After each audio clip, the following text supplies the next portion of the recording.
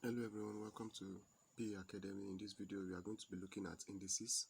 We are going to be looking at the laws of indices and solving different questions under indices. So at the end of this video you'll be able to solve just any question that has to do with indices. So if you are new to this channel, kindly click on the subscribe button and the little bell button beside the subscribe so that you get notified when next we release any video. So without wasting time, let's get into the video. So right here are the laws of indices. There are eight of them listed here. You might find some in some material, you might find them less, you can find them more, but right here are eight. So we are going to be looking at them one after the other. The first law we have here is a raised to power y times a raised to power z is same thing as a raised to power y plus z. So what it means that if this a is the same number and the power are different, we can equally add up the power. So let's look at it from using this example. Let's say we have a raised to power 3 times a raised to power 2. So you can, since we have a and a, you can say a raised to power 3 plus 2, that is equals to a raised to power 5. So let us check. So a raised to power 3 is a times a times a, then times a raised to power 2 is a times a. So if you are to add, to do this, that is equals to a raised to power 5. 1, 2, 3, 4, 5, a raised to power 5. So now let's use real numbers. Using real numbers. So let's say we have 3 raised to power 2 times 3 raised to power 3.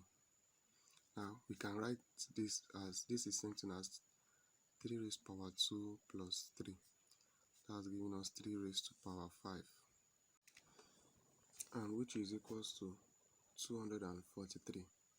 Now if you are to looking at it like this, 3 raised to power 3 is 9 times 3 raised to power 3 is 27. So 9 times 27 is something as 243. So you can see that is it on the first law. If you have the same number and they have different power, you can just pick one of it like it here and add up the power. So that's what this example is talking about. That is it for the law 1. So now let's go to the law 2. Now for law 2, if we have a raised to power y divided by a raised to power z, we can rewrite it as equals to a raised to power y minus z. So let's look at it from here. So let's say we have, now this is for law 2.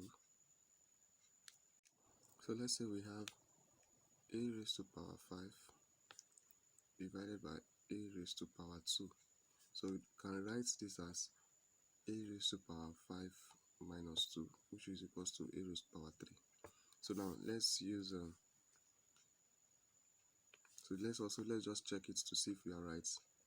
So a raised to power 5 is a in 5 places. So if we have a times a times a times a times a over a raised to power 2, that's a in 2 places, that will be a times a. From these two, this can cancel out this can cancel out this. So now we are left with 1, 2, 3, with 3a. That is equals to a raised to power 3. So you can see that we are correct. Now let's use real numbers. Using real numbers,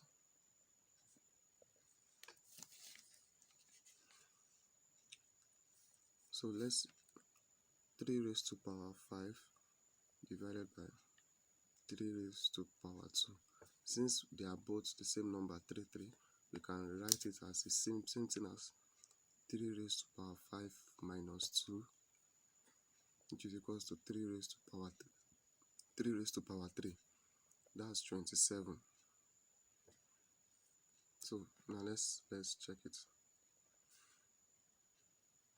So now 3 raised to power 5 is same thing as 3 times 3 times 3 times 3 times 3 over 3 times 3. So these two can cancel out this. So we are left with 3 times 3 times 3, which is equals to 27.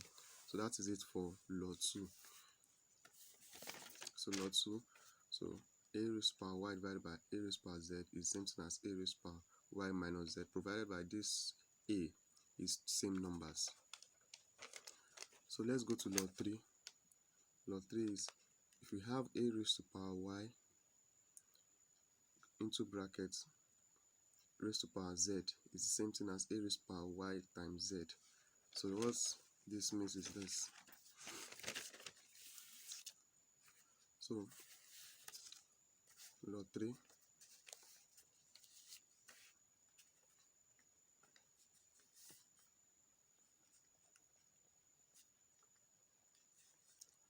so law 3, you can also rewrite this as, if we have a raised to power 2 in brackets raised to power 3.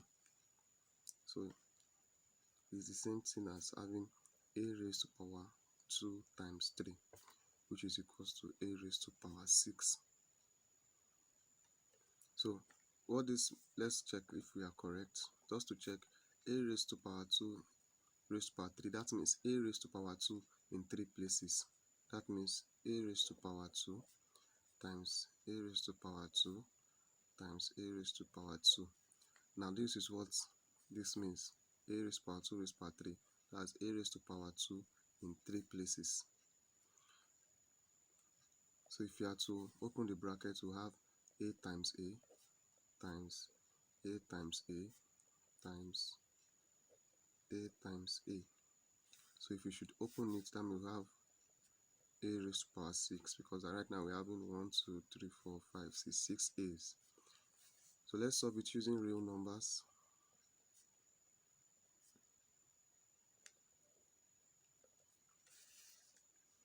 So using real numbers, if we have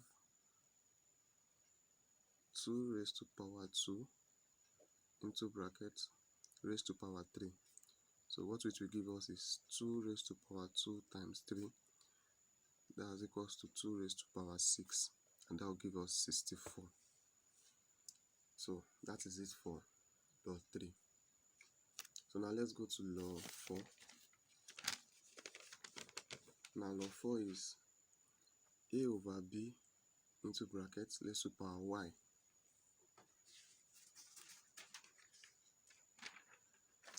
So if we have a over b raised to power y, it's the same thing as a raised to power y over b raised to power y. What is this? This a will have the power of y, and this b will have the power of y when we remove the brackets. So we can rewrite it as, so the same thing as if you're having a situation like this where you have 2 over 3. Okay, you're not seeing it.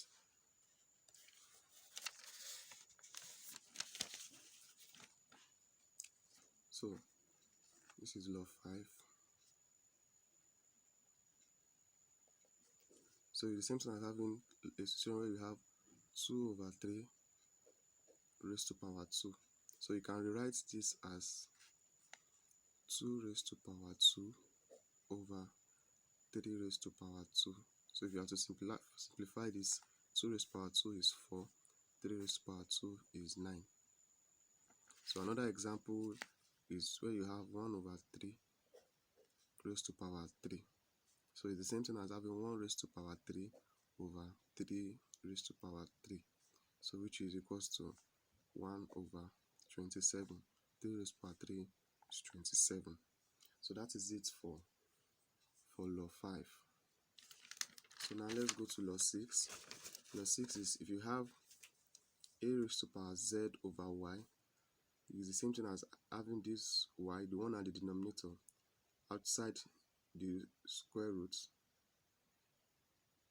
of the number, all in brackets z, the z which is the numerator. So let me use real numbers as an example.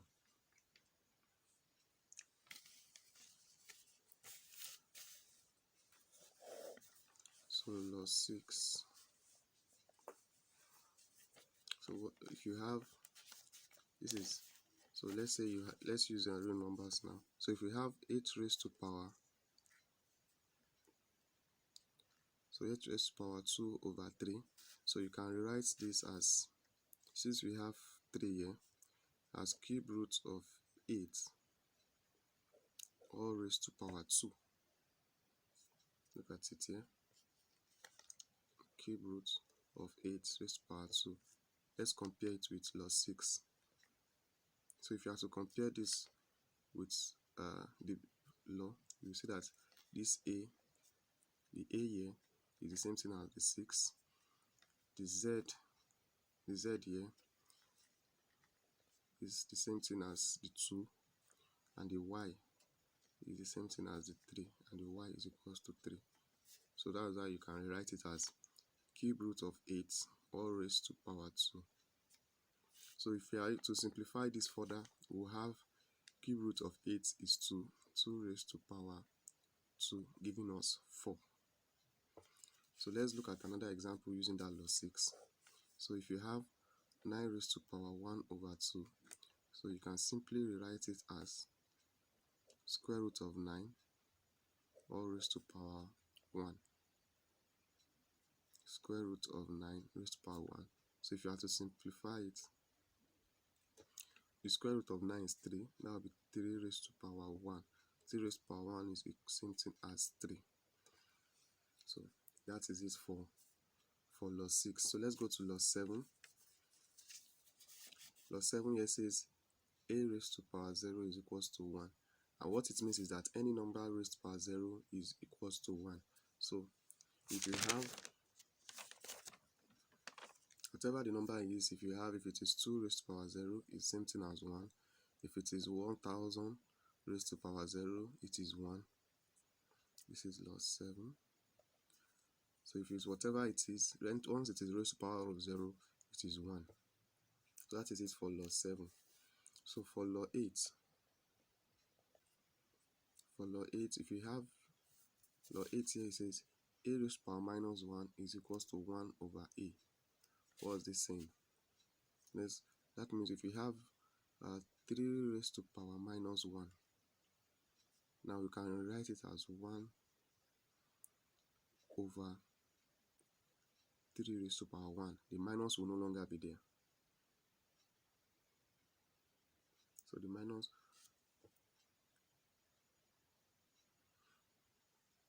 will no longer be there. Since we have raised to power minus 1, you can just write it as 1 over 3. So, and even if it is 3 raised to power minus 2, so it's the same thing as writing 1 over 3 raised to power 2. So giving us 1 over 9. So when you have a power that is negative, you just write equals to 1 over that same value without the negative. So you can also have it as either 3 raised to power minus 4, then is equivalent to 1 over 3 raised to power 4. So that is it for on the laws of indices. So right here I've been able to break down these 8 laws that I have here. So if you have any question, please leave it in the comment section below. In the next video we are going to be solving real examples, more examples using all these laws, and we are going to in each example we might be using 1 or 2 laws to solve different questions under indices. So make sure you subscribe to this channel, and you'll find the link to the other part of this video in the description below. Thank you.